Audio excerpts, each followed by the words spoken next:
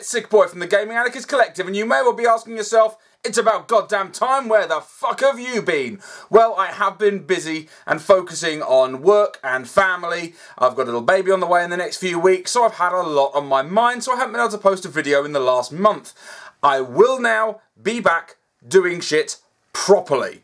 I need to get back into this before the baby's born, otherwise I am never going to get back to doing these videos. So, here we go. Just a wee bit of a short one today, couple of topics before I hit the ground running, hopefully tomorrow, or failing that Wednesday where I'll be back to doing much more regular videos. Well, first off, Microsoft making a good call with the Xbox One to integrate YouTube uploads into the machine as of tomorrow. So by the time you may have watched this, it may already be live. This is good news and bad news in general. Good news that they are being proactive and giving consumers what they ask for. One of those things are integration. The bad news being is that the capture is massively inferior to an external device, plus there are issues where they can control what can be recorded, which does make, if you're a creative, you're looking to use gameplay and what have you, it does severely limit your options when it comes to modifying that gameplay. If you just want to do a let's play or something, it could well be an easy option, but if you're looking to do any kind of real creative editing work, it's probably going to be worthless to you. However, it is what people want. My only concern with that is it's going to mean 500,000 videos from boring, twatty kids who have nothing to say or nothing to do, but they do have access to YouTube and they can upload their videos. So hooray for making it even harder for quality people to get their Let's Plays and their gameplay to a big audience. That is a bit of a pisser, but at the same time, that's not Microsoft's fault for doing that. I applaud the fact they're actually doing that. They are listening to people, hopefully. At least they're looking to appear they're listening to people. On a similar point, they just hired Phil Spencer as head of Xbox. Now, a lot of people are jumping up and down with excited glee. Most notably, I noticed that Boogie2988 made a video saying how excited he was about Phil Spencer being head of Xbox. Let me just slow this shit down for you and just let everybody know how PR works, okay? Now, Phil Spencer is just your general PR douchebag. He has worked for Microsoft Studios for quite a long time. He was out there at EA, at E3 at the press conference of Doom. He is a major player within Microsoft. Now, all of a sudden, a couple of weeks before his appointment, I even pointed out on one of them where he came out and said that local computing will be a big deal, the cloud is not going to suddenly rush forward and what have you. All of a sudden he starts saying things. He starts saying consumer-focused things. All of these positive things coming out of him that he'd never really said before. And you have to wonder, why are these things coming out? Because Microsoft know their PR is in the fucking toilet. They know that the Xbox brand has got a bad name, so they are giving you what you want to hear. So wait until they deliver what you actually want before you think that all of a sudden the Messiah has appeared. The Messiah who's been there since day one, I might add. It's not like he wasn't there during the DRM fiasco, during all of that bullshit that happened over the last year. He's been there. All of a sudden now, he's coming in, stepping in to replace the previous management to show the squeaky clean, friendly face of what they think gamers want to hear. That's how a game is played in marketing. Hold back before you wank them off with joy for being so wonderful as for putting someone who's already a highly influential character in a slightly elevated position.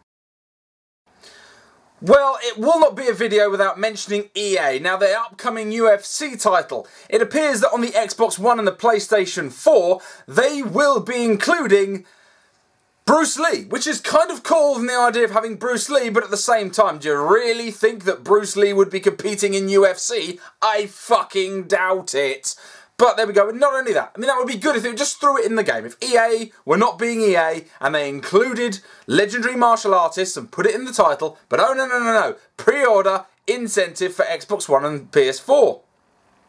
So if you want to play as Bruce Lee, who I can imagine, if they even balance him half reasonably, is going to be a devastating fighter in this game, well then pre-order the title. Thanks a lot, EA.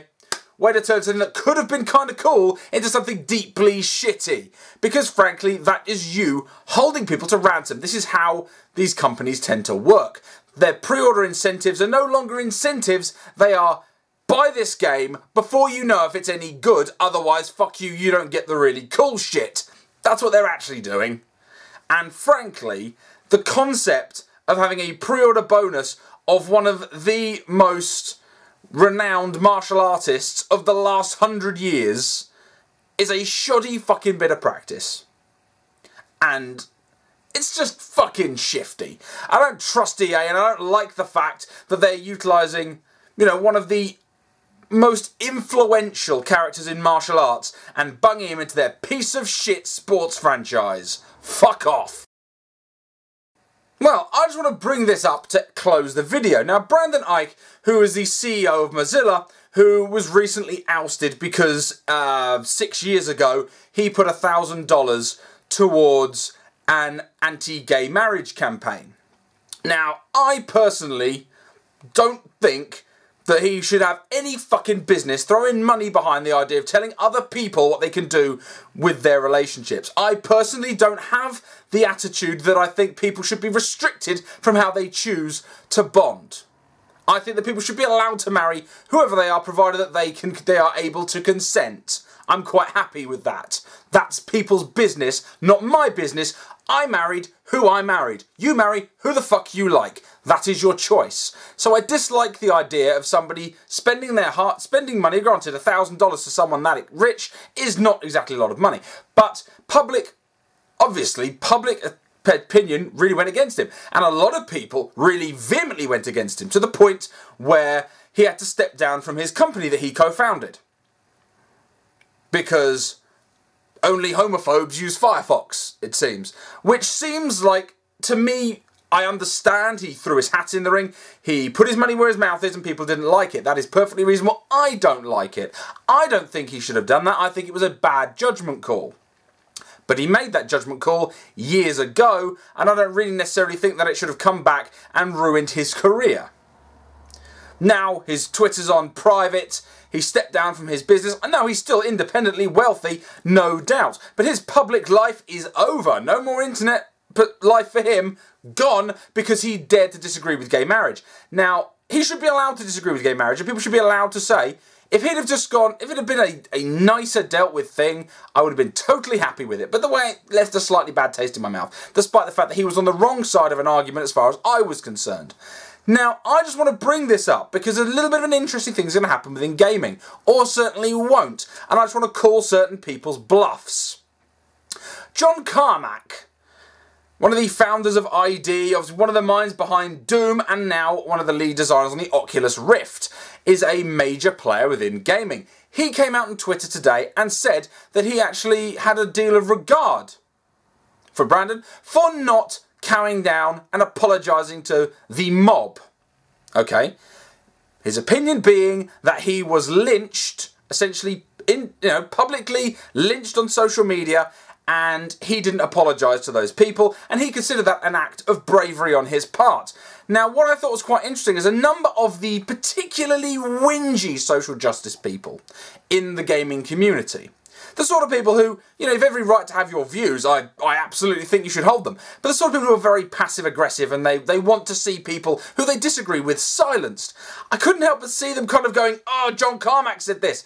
Not really going to at him in many responses, and I'm just going to, oh, I don't know. Because where's the fucking boycott of Oculus Rift? Where is it? Oh no, exciting tech. You don't give a shit. You don't give a shit about Mozilla, Firefox, because you have Chrome and God help you, Internet Explorer. So you can hold off on that. I just really feel that it points that these people's convictions are bullshit.